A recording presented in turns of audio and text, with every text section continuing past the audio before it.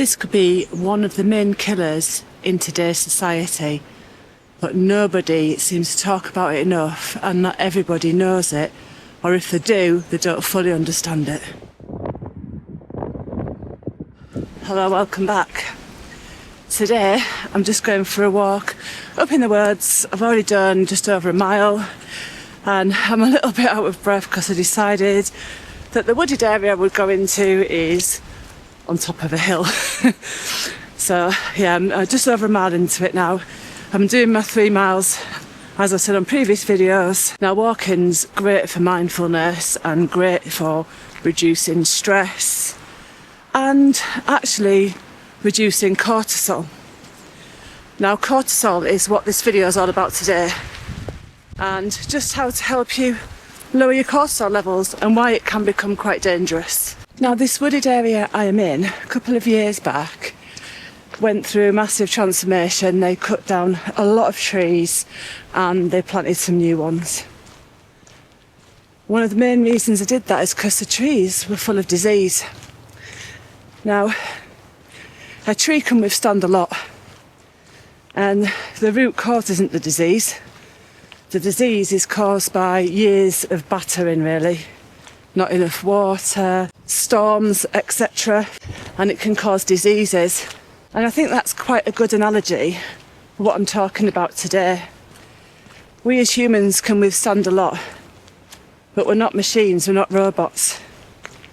And we take on a lot of stresses, mentally, physically, but these days it does seem to be more mentally. When you go off and do physical exercise, if it's too much, you know to slow down. But when it becomes mental stress, we try and push ourselves to the limit. We try and go above and beyond. And sometimes that can cause health issues. You may already know all about cortisol, but this could just be a reminder for yourself, because we do tend to learn quite a lot from our lives and we don't put everything into practice that we know because we may forget things, and just a refresher or reminder may help. Cortisol is the body's stress hormone, and it's actually a good thing. It's used to prepare the body to get away from danger, so if you're in fight or flight, for example. But it's not meant to be used for a long period of time or repeated use all the time. It's good if it serves its purpose and what it's there for, to get you out of dangerous situations and alert you and prepare the body, but it can have negative effects if you stay in that for a long time. Now cortisol produces glucose so that your body can be prepared to use the glucose if you need to run away from danger, for example. So if you are not running away from danger, then the glucose has got to go somewhere, hasn't it? Becomes sugars, turns into fat. Now, there's a lot more to this, and I will go over this in more detail on my Patreon account in one of my coaching series. So if you haven't looked at my Patreon account yet, the link will be in the description. Just head over there. I've got lots of different coaching series going on. At the moment, I've got the Wheel of Life. Then I'm going to be having some healthy habits, which I touch on stress and cortisol in that series. So if it's something that will interest you, then please head on over and take a look. It's primarily for women over 40. However, anybody is welcome, and anyone is welcome to this channel. One of the things that counteracts or reduces cortisol, keeps it at a level, is estrogen. But especially for women of a certain age, the estrogen can drop and the cortisol can rise. And this then can lead to excess body fat. Obviously this applies to men as well. Not the estrogen part obviously, but extra cortisol can cause body fat. And also if you're not careful, it can cause fat around the vital organs, which is quite dangerous. And I hear a lot of stories about people that are always active, running around doing everything for everybody else, and they must burn a lot of calories in that time, but they just don't seem to be losing weight. In fact, they're putting weight on. Now this could be the reason why. They're living in flight or fight too long. So it's something to think about if that's you. Could it be that you've got too much cortisol? The main thing that you can do to reduce cortisol is to lower the stress in your life. There's many different ways you can do that, as in you can do full-on mindfulness, meditation. You could cut out negative people in your life. Negative people in your life can cause you stress. It depends what meaning you give to them people that are negative and whether you allow that in as a stress. But sometimes that can't be helped. And if you're constantly around negative people, it's very hard to keep positive. So sometimes we have to limit our time around negative people or a negative job, for example. It can be anything like that in your environment. Because if your environment is all wrong and negative, it's going to be really hard for you to keep positive and lower your stress, which will lower your cortisol levels. One of the best exercises for lowering cortisol is walking. I don't have any headphones or any music in or anything like that, because every time I come out and do this, I walk 3 miles minimum. I don't have the camera all the time, and I just take in my surroundings. Sort of like living in the now a little bit. Notice the birds, notice the sound of the rain if it's raining on the trees, which it just has been. Just notice the colours of the leaves. It may sound like I'm being a bit soft with this, but actually when we get so busy and we've got screens in front of us all the time, we can take ourselves away from nature and reality. And it's really nice to come back into nature and just be around it. I mean, I'm listening to the birds in the trees at the moment and I absolutely love that sound. And it's fresh air, it's nice. Walking regulates your breathing. If you're walking at a decent pace and not too fast, your breathing helps control your stress levels.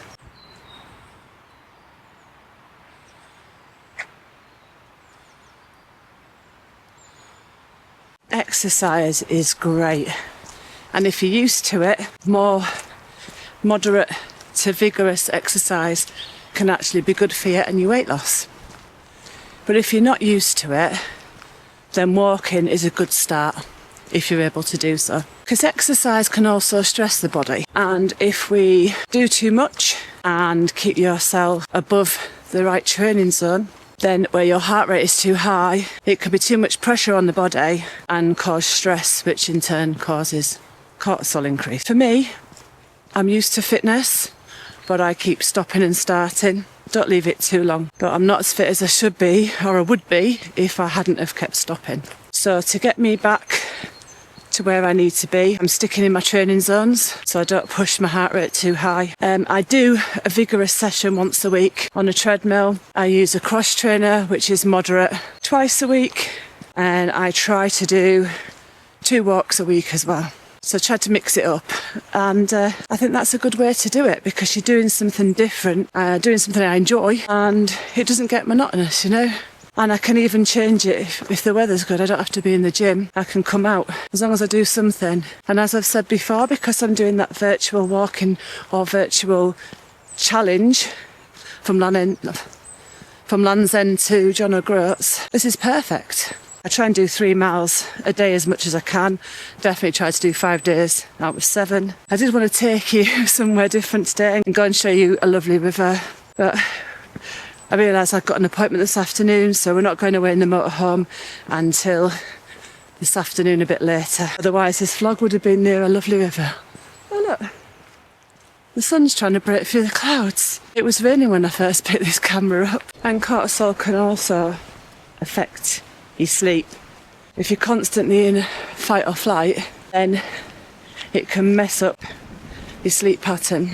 You can find yourself waking up 2, 3 in the morning and not being able to sleep, and then when you do want to sleep, it's just before the alarm clock goes off. I've been there, that's happened to me, and I've had stressful periods in my life. So trying to reduce your stress levels before you sleep is a perfect solution for that. Not too much screen time just before you sleep. No exercise just before you sleep. Try not to eat too much before you sleep, just before, because the body will be digesting that as you're sleeping.